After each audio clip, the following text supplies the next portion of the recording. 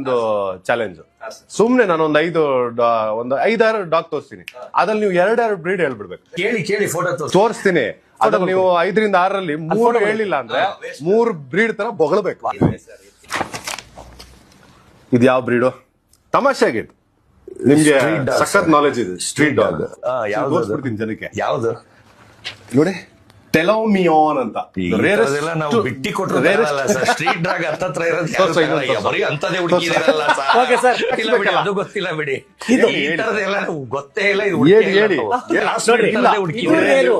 ಇದು ರೇರೆಸ್ಟ್ ಅಂದ್ರೆ ಅದು ಓಡದೇ ಇರೋ ಬ್ರೀಡು ಅಂದ್ರೆ ಅರ್ಥ ಆಗ್ತಿದ್ಯಾ? ಬಜಾರಲ್ಲಿ ಓಡದೇ ಇರೋ ಬ್ರೀಡು ನೀವು ಹುಡುಕಿದ್ದೀರಾ. ಹಾಗಾದ್ರೆ ನೀವು ಮೊದ್ಲೇ ಹೇಳ್ಬೇಕಿತ್ತಾನೆ ಬಜಾರಲ್ಲಿ ಓಡ್ತಾ ಇರೋ ಬ್ರೀಡ್ ಬಗ್ಗೆ ಮಾತ್ರ ನಂಗೆ ನಾಲೆಜ್ ಇದೆ ಅಂತ. ಹಂಗಲ್ಲ ಸರ್, ಇವಾಗ ನೀವ್ ಹೆಂಗಂದ್ರೆ ನಾನು ಅದು ಕನ್ಸಲ್ಲೂ ಆತರ ಜಾತಿ ತಗೊಳಕ್ಕೂ ಯೋಚನೆ ಮಾಡಲ್ಲ. ನೀವು ಆತರ ಸೈಜ್ ನೀವು ಕನ್ಸಲ್ಲೂ ಎನ್ಸ್ಕೋಬೇಕು ಈ ಬ್ರೀಡ್ಗಳನ್ನೆಲ್ಲ, ಮುಂದಕ್ಕೆ ಇಂಪೋರ್ಟ್ ಮಾಡಿಸ್ಬೇಕು. ಹಂಗೆ ನಿಮ್ದು ಯಾವ್ದು? ನಮಸ್ಕಾರ ಎಲ್ಲರಿಗೂ ನಮಸ್ಕಾರ.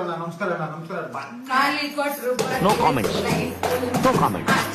ಇಲ್ಲ ಸರ್, ಎಷ್ಟು ವರ್ಷಗಳಿಂದ ಎದೆಯಲ್ಲಿ ಬೆಂಕಿಯನ್ನು ಇಟ್ಟುಕೊಂಡು ಏನು ಮಾಡದೆ ಆರಿಸಿಕೊಳ್ಳುವುದು ನಮ್ಮ ದೇಶ ಅಂತೀರಿ, ನಾವು ಕಟ್ಟಿರೋ ದೇಶ ಇದು.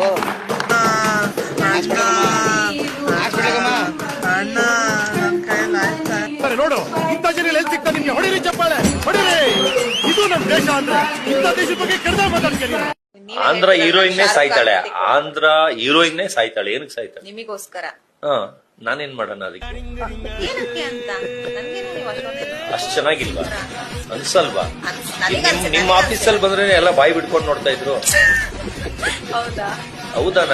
ನೀವಿರ್ಲಿಲ್ಲ ಇಲ್ಲಿದ್ರಿ ಎಲ್ಲ? ನಾನು ನೋಡ್ಲಿಲ್ಲ ಸರ್. ನಿಮ್ಗಳಿಗೆ ಇಷ್ಟ ಇಲ್ಲ, ಅದು ಬೇರೆಯವ್ರಿಗೆ 1000 ಜನಕ್ಕೆ ಇಷ್ಟ. ಮೇನ್ ರೀಸನ್ ಏನು?